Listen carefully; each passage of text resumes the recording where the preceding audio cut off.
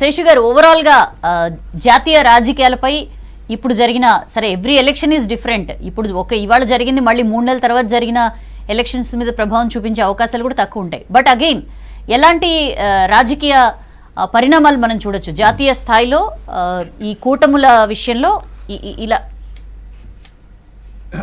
ఇప్పుడు 2024 18వ లోక్సభ ఎన్నికల ఫలితాలు చూసినప్పుడు మనకు అనిపించింది ఏంటంటే బీజేపీని 400 పార్ కాకుండా అడ్డుకున్నది కాంగ్రెస్ పార్టీ. ఇండియా కూటమి అనేది ఒక బలమైన అభిప్రాయం ఏర్పడింది.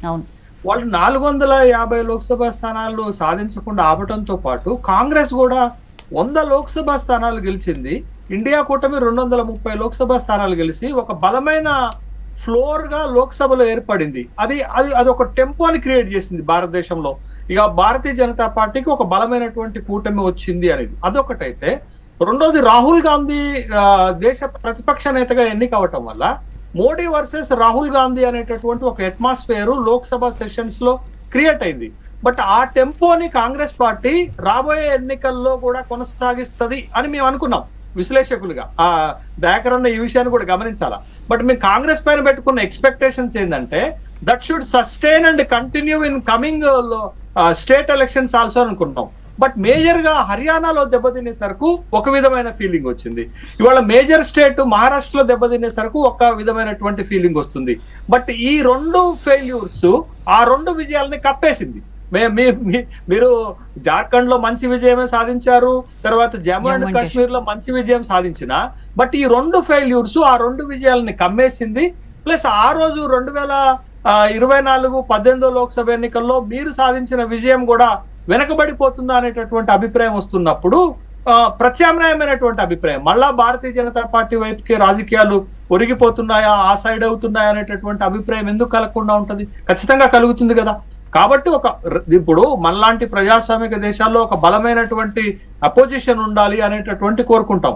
బలమైనటువంటి అపోజిషన్ ఇవాళ లోక్సభలో ఏర్పడబట్టే కదా మీరు వక్ఫ్ బోర్డు బిల్లుని జాయింట్ పార్లమెంటరీ కమిటీకి పంపించగలిగింది. 370ని ఏకపక్షంగా ఆమోదించుకున్నటువంటి భారతీయ జనతా పార్టీ వక్ఫ్ బోర్డు బిల్లుని ఎందుకు ఆమోదించుకోలేకపోయింది? ఎందుకు జేపీసీకి వెళ్ళింది? అంటే ఒక బలమైనటువంటి ప్రతిపక్షం ఏర్పడింది కాబట్టి ఆ పరిణామాలు జరిగాయి. కాబట్టి కాంగ్రెస్ ఈ ఫెయిల్యూర్స్ ని సమీక్ష చేసుకోవాలా. బట్ అట్లా కాకుండా మేము అక్కడ గెలిచాము, మేము ఇక్కడ గెలిచాము కాబట్టి దాన్ని మరుగుపరుస్తున్నారు, అది మీడియాలో రావటం లేదు, విశ్లేషకులు మాట్లాడట్లేదు అంటే అట్లా కాదు. బట్ ఇక్కడ కాంగ్రెస్ ఫెయిల్యూర్ ని ఎట్లా చూడాలనేటటువంటి అంశంగానే చూస్తున్నాం. ఇవాళ మహారాష్ట్రలో కాంగ్రెస్ ఖచ్చితంగా బిగ్గెస్ట్ ఫెయిల్యూర్. దానికి కారణం ఏంటి? ఒక మహావికాస్ అఘాడీ కూటమిలో ప్రధానమైనటువంటి రాజకీయ పార్టీగా 9% ఓటింగ్ కు పరిమితమైంది, 20 శాసనసభ స్థానాలకు పరిమితమైందంటే ఇట్స్ ఎ బిగ్గెస్ట్ ఫెయిల్యూర్ గానే మనం చూడాలా. బట్ ఇది మీకు బీహార్ లో రిపీట్ అయినా, ఢిల్లీలో రిపీట్ అయినా, మీకు ఇండియా కూటమిలో 28 పార్టీలు ఒకప్పుడు ఉండేవి, 2 పార్టీలు వెళ్ళిపోయాయి లోక్సభ ఎన్నికలకు ముందే. మీకు ఆర్ఎల్డి వెళ్ళిపోయింది, జేడీయూ వెళ్ళిపోయినటువంటి సందర్భం ఉంది. మళ్ళీ ఇవాళ అదే టెంపోని మీరు కొనసాగిస్తే మీకు ఉన్నటువంటి 26 పార్టీల్లో ఇంకొన్ని పార్టీలు బయటకు వెళ్ళిపోతే వీక్ అవుతుంది కదా కూటమి. ఇండియా కూటమి వీక్ అవుతుంది కదా. ఇండియా కూటమి వీక్ అయితే obviously Bharatiya Janata party NDA కూటమి బలమవుతుంది కదా. కాబట్టి ఈ పరిణామాలు కూడా చూడాలి. మీరు ఇంకొక ఇంట్రెస్టింగ్ విషయం చెప్తానండి మీకు. భారతీయ జనతా పార్టీ తన పార్ట్నర్స్ కి ఎంత విలువిస్తుంది అనేది ఒక విషయం చెప్తాను. ఇవాళ షిండేకి మాక్సిమం సీట్లు ఇచ్చారు, అజిత్ పవార్ కూడా మాక్సిమం సీట్లు ఇచ్చారు మహారాష్ట్రలో. తర్వాత వాళ్ళ క్యాబినెట్ లో, మోడీ క్యాబినెట్ లో ఒక్క ఎంపీ సీటు గెలిచిన వాళ్ళు కూడా క్యాబినెట్ మినిస్టర్ ఇచ్చారు. ఉదాహరణకు జితిన్ రామ్ మాంజీ బీహార్ నుండి, తర్వాత కర్ణాటక నుండి కుమారస్వామికి, తర్వాత యూపీ నుండి జయంత్ సింగ్ కి. వీళ్ళకి బలం లేదు. బలం లేకపోయినా వాళ్ళని ఎందుకు పెట్టుకున్నారు? ఆయా రాష్ట్రాలలో వాళ్ళ బలాన్ని ఉపయోగించుకొని కాంగ్రెస్ పార్టీని దెబ్బగొట్టాలనేటటువంటి ఒక వ్యూహాత్మకమైన రాజకీయ ఎత్తుగడ. మరి కాంగ్రెస్ అట్లా ఎందుకు చేయట్లేదు? కాంగ్రెస్ ఏం చేస్తుంది? బీహార్ లో ఆర్జేడీని బలహీనపరిచింది ఎందుకు లాస్ట్ టైం ఎలక్షన్స్ లలో. బట్ ఇప్పుడు మహారాష్ట్రలో కూడా 2 అలయన్స్ పార్ట్నర్స్ కి కావాల్సినటువంటి ప్రాధాన్యత ఇవ్వలేదని గొడవలు జరిగాయి కదా. నేను ఇందాక ఒక మాట చెప్పాను, నానా పటోలే పిసిసి అధ్యక్షుడు చర్చలకు వస్తే మేము అసలు కూటమిలోనే ఉండమనే వార్నింగ్ ఉద్ధవ్ ఠాకరే ఇచ్చారు. అంటే అర్థం ఏంటది? కాబట్టి కాంగ్రెస్ తన వ్యవహార శైలిని మార్చుకోవాలి.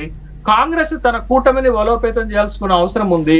కాంగ్రెస్ ఒంటరిగా బీజేపీని ఎదుర్కోలేదు, ఇది స్పష్టం. బట్ ఇండియా కూటమిగా బీజేపీని ఎదుర్కోగలుగుతుంది. ఎందుకంటే కాంగ్రెస్ లో పార్టీలో ఉన్నటువంటి బలమైన పార్టీలు ఇవాళ లోక్సభలో BJP first, second Congress, third ఎవరండి? సమాజ్వాదీ పార్టీ కదా. ఫోర్త్ ఎవరండి? డిఎంకే కదా. ఫిఫ్త్ ఎవరండి? తృణమూల్ కాంగ్రెస్ కదా. అంటే మీకు ఇండియా కూటమిలో ఉన్న ప్రాంతీయ పార్టీలు చాలా బలంగా ఉన్నాయి, కానీ బీజేపీ ఎన్డీఏ కూటమిలో ఉన్న ప్రాంతీయ పార్టీలు బలంగా లేవు. ఒక్క జేడీయూ ప్లస్ టీడీపీ గనక ఎన్డీఏ వైపుకి వెళ్ళకపోయి ఉంటే కాంగ్రెస్ పార్టీ వాళ్ళ కేంద్రంలో అధికారంలోకి వచ్చేది కదా, ఇండియా కూటమి అధికారంలోకి వచ్చేది కదా. కాబట్టి జరుగుతున్న పరిణామాలలో కాంగ్రెస్ మారాల్సిన అవసరం ఉంది, కాంగ్రెస్ బలపడాల్సిన అవసరం ఉంది, కాంగ్రెస్ తన మిత్రులను బలోపేతం చేయాల్సినటువంటి అవసరం ఉంది. ఇవాళ జార్ఖండ్ లో గెలవటానికి ప్రధాన కారణం నేను ఇందాక చెప్పాను కదా, మహారాష్ట్రలో జరిగినంత కన్ఫ్యూజన్ జార్ఖండ్ లో కూటమిలో లేదు. ఎందుకంటే జేఎంఎం కాంగ్రెస్ కూటమి దట్ లీడెడ్ బై ది జేఎంఎం బలంగా ఉంది అక్కడ. ఆ బలం మళ్ళా నిలబెట్టుకోగలిగింది. మీరు అందుకే చెప్పాను కదా, 28 ఎస్టీ శాసనసభ స్థానాలు ఉంటే ఇవాళ దాంట్లో 26 లీడ్ చేసేసింది ఇలా జేఎంఎం అండ్ కాంగ్రెస్ కూటమి. బీజేపీ రెండింటికే పరిమితమైంది. బీజేపీ అక్కడ సక్సెస్ అయి ఉంటే ఇవాళ జార్ఖండ్ లో కూడా ఓడిపోయేది. కానీ బీజేపీ తీసుకొచ్చిన ప్రచారం గాని ఎత్తుగడల్ని గాని సమర్థవంతంగా హేమంత్ సోరెన్ ఎదుర్కోగలిగాడు. కాబట్టే అక్కడ జార్ఖండ్ లో వాళ్ళకి విజయం సాధించగలిగారు. బట్ మహారాష్ట్ర వెరాజ్ వచ్చేసరకు ఇక్కడ సమర్థవంతంగా కూటమిని నడపలేకపోయారు, బీజేపీ ఎత్తుగడలకు బలమైనటువంటి అటాక్ ఇవ్వలేకపోయారు. దాంతో ఇబ్బందికరమైన నేను ఇందాక చెప్పాను కదా, విదర్భ మరట్వాడ 2 రీజియన్స్ లో కాంగ్రెస్ కి చాలా అనుకూలత ఉంది, బట్ అక్కడ ఇవాళ ఫెయిల్యూర్. ఆ ఫెయిల్యూరే వాళ్ళని ఇబ్బంది పెట్టింది. దయాకర్ గారు ఏం చెప్తారు సార్? ఇప్పుడు కాంగ్రెస్ తనను తాను బలోపేతం చేసుకోవడంతో పాటు ఇండీ కూటమిని ఇంటాక్ట్ గా ఉంచుకోవాల్సిన బాధ్యత కూడా ఉంది. ఇలాంటి ఈ ఫెయిలియర్స్ తర్వాత ఆ పనిని ఎంతవరకు ఎఫిషియెంట్ గా నిర్వహించగలుగుతారు? ఏంటి టేక్అవేస్ ఏంటి మీకు ఈ రిజల్ట్ నుంచి? గెలిస్తే మోడీ, లేకపోతే గాడి, అంటే ఆ నడిపేటోడు ఎవరైతే బండి నడుపుతారో వాని మీద. కానీ మేము గెలుపు ఓటమిని రాహుల్ గాంధీ తీసుకుంటాడు ఎప్పుడైనా. గెలిస్తే రాహుల్ గాంధీ, లేకపోతే ఇంకొకరు, ఓడిపోతే వేరేటోళ్ళు అనడానికి అవకాశమే లేదు. మోదీ నడుస్తున్న వెహికల్ అనేది ఎంత ప్రమాదకరం దేశం అనేది గత ఎన్నికల్లో చూసింది. దాన్ని ఎదుర్కొంటున్న ఒకే ఒక్కడిగా రాహుల్ గాంధీ ఉన్నాడు. దాంట్లో ఇప్పుడు మిత్రుడు మన ఉత్తరప్రదేశ్ ములాయం సింగ్ యాదవ్ కొడుకున్నాడు, తర్వాత ఇప్పుడు మన లాలూ ప్రసాద్ యాదవ్ కొడుకున్నాడు. ఇట్లా కొంతమంది కూటమి తనకు బలంగా ఉన్నారు. సరే, ఈరోజు ప్రియాంక గాంధీ గారు ఒక బలం అయితే హౌస్ లో కాదనలేము, కానీ ఆలోచన విధానాల్లో ఎంత తేడా ఉందో తెలుసు. కాబట్టి ఇప్పుడు ఆ మతంతో రాజకీయాలు మనం చేస్తున్నాం అంటే మనమే మతంతో రాజకీయాలు చేస్తున్నాం అంటారు. ముస్లిం మీరు అప్పీజ్మెంట్ అంటారు, హిందువులను ఆలోచన చేసుకుంటారు. అసలు ఇప్పుడు నడుస్తున్న రాజకీయాల్ని విశ్లేషించడంలో రాజకీయ పక్షాలు కానీ, లేకపోతే న్యూట్రలిస్టులు కానీ, ప్రజలు కానీ ఇప్పుడు ఏ స్థితి ఉంటుంది? మీకు ఒక మాట, ఇప్పుడు పోలాండ్ మా మీద దాడి చేయడానికి వస్తుందని చెప్పి హిట్లర్ చెప్పినట్టే ఉంటుంది. ఇప్పుడు ముస్లింలు మన మీద దాడి చేయడానికి వస్తున్నారు అని చెప్పి ప్రతిసారి బీజేపీ చేసేది అదే. ఇప్పుడు బంగ్లాదేశ్లో మొన్న చేసింది అదే. ఎక్కడో ఉన్న బంగ్లాదేశ్లో జరిగిన దాడి మీద మొత్తం బీజేపీ నాయకులు వాళ్ళు వీళ్ళు అసలే అడ్డుకునే పరిస్థితి చేసింది. కానీ మరి మణిపూర్లో అంతమంది చనిపోయినారు ఎప్పుడు అనలేదు. మళ్ళీ బంగ్లాదేశ్లో జరుగుతున్న దాడి మీద ఎందుకు పట్టించుకోవట్లేరు కాంగ్రెస్ పార్టీ అని మళ్ళీ మనలే ఎదురు నిలదీస్తారు. కాబట్టి ఈ తరహా రాజకీయాలు కాంగ్రెస్ పార్టీ తాత్కాలిక రాజకీయాల కోసం చేయదు. అవసరమైతే ఏంటి అధికారం రాదు, నష్టం ఏంటి? కాబట్టి నేను అందుకనే చెప్పిన, ఒక భావజాలం కొన్ని రోజులు నడుస్తుంది.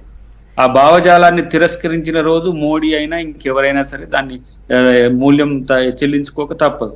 బీజేపీ ఆ వే మీద పోవాలనుకుంటున్నది. 25కు తను అనుకున్నది సాధిస్తుందా లేదా తెలియదు. ఆర్ఎస్ఎస్ అనుకుంటున్నది. నేను బీజేపీని కూడా ఒక స్మాల్ వెహికల్ గానే చూస్తా.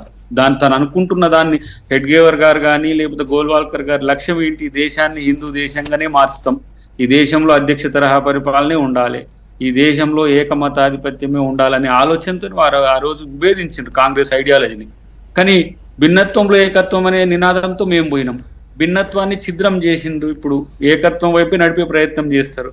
అందుకని ఇంతకుముందు చంద్రముఖిలా మారితే వచ్చే సమస్యలు మళ్ళీ భవిష్యత్తులో ఇప్పుడు ఈ 5-6 నెలల కాలం నుంచి కొంచెం కూల్ గా ఉంది దేశం అంతా కూడా. రేపటి రోజున ఎట్లా పోతుంది అనే దాని విషయంలో మాకు ఆలోచన ఉంది. కానీ సార్ ఆ జగర్నాట్ కి విరుగుడు వేసే ఉపాయాలు ఏమున్నాయి కాంగ్రెస్ దగ్గర? Congress is left with no choice అని చెప్పి అంటున్నారు విశ్లేషకులు. ఇప్పుడు ఏం చేస్తాడమ్మా విలన్, లాస్ట్ లో తీసుకుపోయి అమ్మని అక్కడ కట్టేస్తాడు, భార్యని ఇక్కడ కట్టేస్తాడు, పిల్లల్ని ఆడేస్తాడు. ఇప్పుడు సినిమా కష్టాలు ఉన్నాయి కాంగ్రెస్ కు. దీన్ని మేము ప్రజలకు అర్థం చేయించడంలో తడబడుతూ ఉన్నట్టే కనబడుతూ ఉంటది. కానీ ఒక పద్ధతి ప్రకారం ఒకరోజు రాహుల్ గాంధీ గారిని పప్పు అనే స్థితి నుంచి నిప్పుగా మారుతున్న వైనాన్ని జీర్ణించుకోలేకనగా మొన్న వైనాడు ఎంపీ మెంబర్షిప్ స్క్వాష్ చేసింది. ఆ విలనేగా ఇప్పుడు మీకు అమెరికాల కేసుల రూపంలో తేలుతున్నది. అదాని పాపాలు పండుతాయి శిశుపాలను మాదిరిగాని వాళ్ళు అనుకుంటారు, మేము చేసేదే కరెక్ట్ అనుకుంటున్నాం. కానీ మారిన దేశాన్ని అవగాహన చేసుకోవడంలో మేం తడబడుతున్నామా, రాజ్యాంగ రాజకీయాలు చేయడానికి మేం పాటుపడుతున్నామా, బీజేపీ తాత్కాలిక గెలుపుల మీద ఆధారపడి ఇదే విజయం అనుకుంటుందా అనేది రేపు తెలుస్తుంది. దీంతోనే ఇది ఇట్స్ కంటిన్యూస్ ప్రాసెస్.